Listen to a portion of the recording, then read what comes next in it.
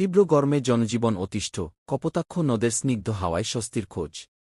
নিজস্ব প্রতিবেদক, মনিরামপুর, ৩ জুন ২০২৬।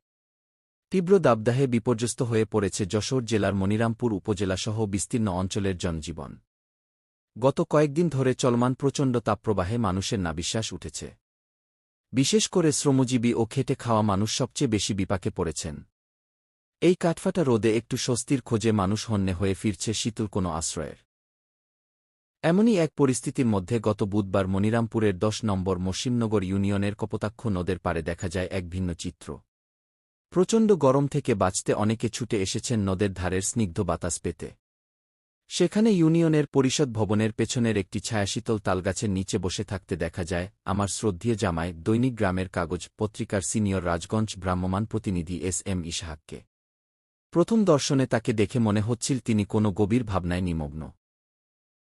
তবে কাছে গিয়ে জানা গেল, কোনো গভীর চিন্তা নয়, বরং ভ্যাপসা গরম থেকে সাময়িক রেহাই পেতে তিনি সেখানে বসে শীতল বাতাস উপভোগ করছিলেন।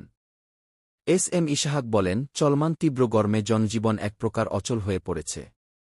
ঘরের ভেতরে থাকা দায়। তাই একটু স্বস্তির আশায় কপোতাক্ষ নদের পাড়ে এসেছি।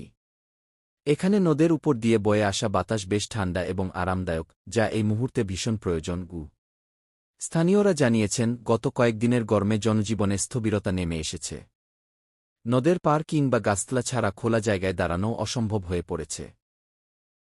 আবহাওয়া অফিস সূত্রে জানা গেছে, আপাতত এই তাপপ্রবাহ অব্যাহত থাকতে পারে। এমন পরিস্থিতিতে স্বাস্থ্যবিধি মেনে চলা এবং পর্যাপ্ত পানি ও তরল খাবার গ্রহণের পরামর্শ দিয়েছেন চিকিৎসকরা। তীব্র গরমের এই সময়ে মসিমনগরসহ আশেপাশে মানুষের কাছে কপোতাক্ষ নদের তীরের এই ছায়াশীতল পরিবেশ যেন কিছুটা হলেও স্বস্তির পরশ বুলিয়ে দিচ্ছে।